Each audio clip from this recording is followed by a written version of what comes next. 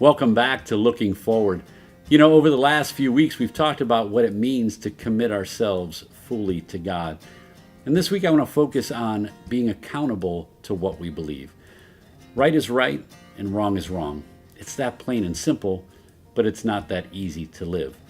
From the time that Moses was given the 2 stone tablets and came down from the mountain, he had the laws for the people to follow, but sin was always present.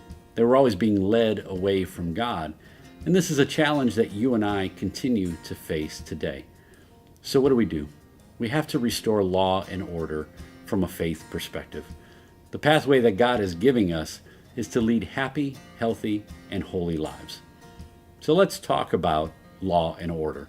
No, not the television show with Jerry Orbach, but the roadmap to live with morality and with dignity. So let's talk about Moses for 1 second. These are the laws. He comes down and he gives them to the people, and Exodus will tell us what all 10 say, but it goes much deeper than that. There's much more richness in the 10 commandments. You see, every commandment has a definition that goes along with it, and we need to do a little research on our end to see the fullness of what those say. But I'll give you a couple of examples. So number 1, it isn't just keep holy the Lord's Day by going to Mass, but it's how are we honoring it by relaxing and putting Him first and loving our families and just taking that time to rejuvenate so that we can get through the week to find Him in all things. Or for instance, honor your father and mother. It isn't just be nice to your parents, but it's how are we taking care of our elders and how are we respecting authority in the world around us. These are just a few examples that set you on the path in order for you to more deeply explore what each commandment means so that you can follow them more closely in your life. Because if we don't, then what happens is chaos ensues and order needs to be restored. This is what we read about in our gospel.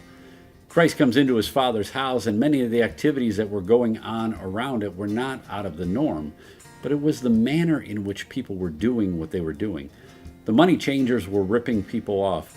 The people that were acting inappropriately in the house of God really set Christ over the edge, and we see Him angry in a way that we don't expect to, or that the people would have been incredibly shocked by. But every once in a while, He needs to get our attention. So my friends, when we need to restore order in our lives, we need to be sorry for what we've done, and we need to head to reconciliation, a chance for us to reconnect so that the temple inside of us can be made new. So this week, restore law and order in your life. Let God be first in all you do, and know that you are an amazing child of God. God bless you and keep you, and until I see you next week, be faithful and be holy. Be God's. Before the world knew you, I formed you in your mother's womb. I had a plan for you, a plan to prosper you and not to bring you harm, a plan to lead you home.